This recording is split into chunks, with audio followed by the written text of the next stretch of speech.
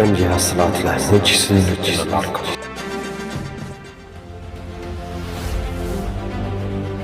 लाड़का बने सौदा जावेद मक्सी जी ही रिपोर्ट है।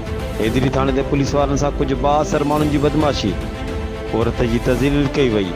तफ़सील मुताबिक हेदरी थाने ते कुछ बासर मानुन पारा पुलिस सा थाने ते वनी वर्दी में पुलिस अमलदारन के धिका ॾिना ऐं पिण विढ़ण जे इरादे सां थाने में दाख़िल। पुलिस पारां केतिरो सम्झाइण बावजूद मुसलसल गार गन ॾींदा रहिया। हेदरी थाने पारां अहिड़े अमल ख़िलाफ़ SSP लाड़काणे खां जांच जो मुतालबो कयो। जुल्म के तो थाने में बड़े